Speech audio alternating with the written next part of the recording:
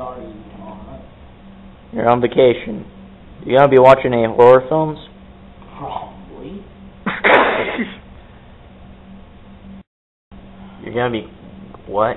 So I might end up being dragged, kicking and screaming to see New Moon. Yeah, too bad that, you know, vampires aren't like they always used to be, like when Christopher Lee was Dracula. Christopher Lee. Like the Hammer films. Yeah, the Hammer films. You know how the Hammer films basically were they basically led to the slash, or at least the formula of the slasher films. I mean, if you look at, like, particularly Friday the 13th, the later ones, once Jason got back from the dead, it's exactly like how with Dracula, how Dracula would always, like, die at the end of the movie, and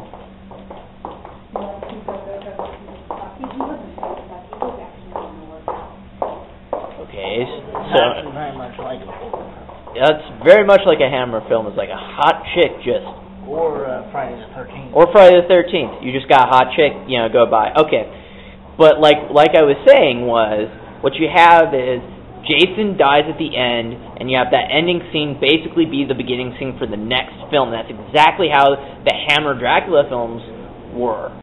Even some of the other ones they did where they actually had sequels to, which wasn't very many, but like Captain Kronos and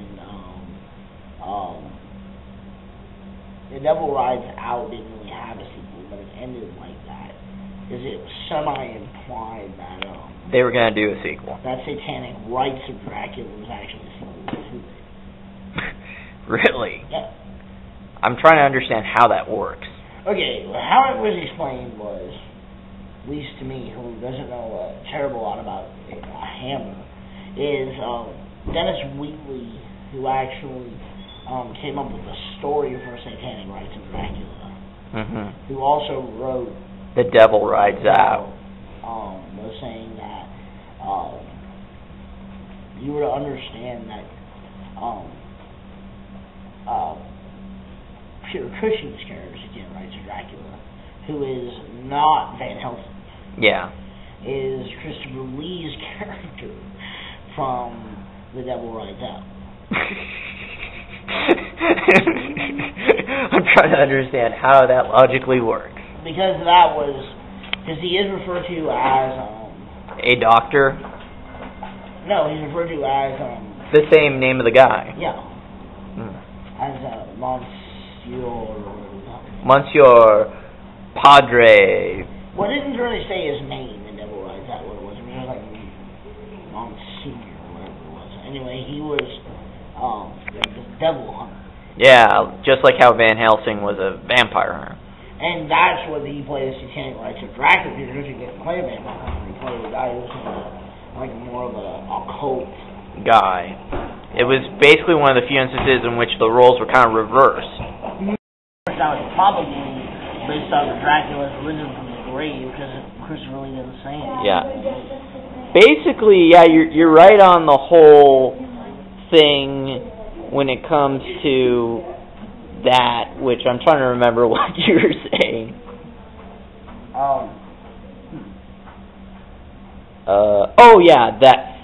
It's one of those few instances, Devil Rides Out is a few instances in which Peter Cushing's playing the bad guy and Christopher Lee's playing the good guy. And they would do that a lot in 80s slasher films. Yeah, where you would have someone who would normally be seen as being good would actually be evil, like for instance Jason Voorhees, his mother. And Jason himself is a victim. Yeah. The whole sympathy thing. Because, you know, Jason is depicted as being as he was innocent. Yeah. I know that the original screenwriter was pissed off that they made him into a villain because he always said he's a victim. He's not supposed to be the Well, he never wanted him to come back, too. Yeah, that It too. was just going to be his mother that was the killer. Yeah. Also, originally, the whole thing about Jason coming out to the boat, that was Tom Savini's idea. That wasn't even in the script. And not only that, Tom Savini even said that was only a nightmare. That was always intended to just be... Right. To go out from Hammer was the idea of... this is actually from Nightmare on Elm Street. Because there was actually a lot of stuff in the early Hammer films where it actually affects people's dreams. The Hammer films actually affects people's dreams. Dracula affected people's dreams in the Hammer films. Yeah, like Dracula, Prince of Darkness, when the girl's asleep, right, you see Dracula's, like hovering outside of a window, and she's just like obviously having a sexual dream. Yeah. See, that was where I think it disagrees. There's a lot of elements or similarities, and there's a lot of elements that are completely different. Yeah. Particularly the sexualization of the villain. Yeah. That is true, because you don't get that with Jason or Freddy or Michael Myers or whoever. I mean, even Hannibal Lecter. I don't know. Hannibal Lecter is kind of sexualized. He's kind of a sexy beast. Kind of, but Dracula in the Hammer films is a way over the top sexy beast. I mean, he's just like right below Shaft.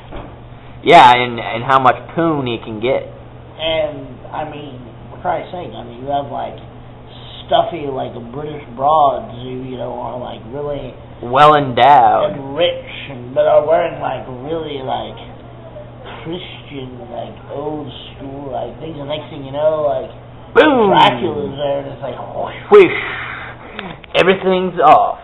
Not quite everything, because wasn't really nudity in those. In some of the later ones. Yeah, but I mean, it wasn't a lot. Well, there was like I think it was in Drink the Blood, Dracula. Although in the original American versions they cut it out, but in the British versions there actually was a lot of nudity. Yeah, I mean there also wasn't satanic rites. Yeah. There's a lot in the one on Disco, but Disco Dracula, which reminds me of Prom Night, which I finally saw. That's a weird one, man. The original? Yes. The original was good. Although I say it's really predictable. I basically thought it out within the first 10 minutes.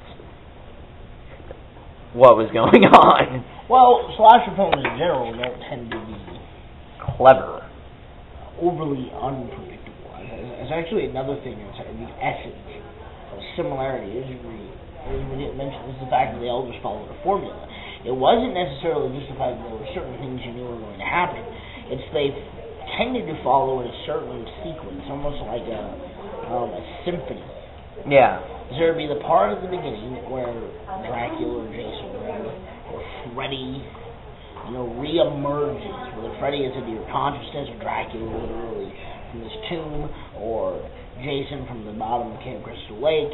There's that where they emerge. Yeah. Then there is the setup when you have the people who are the victims or the lambs to their slaughter. You learn about them. Yeah.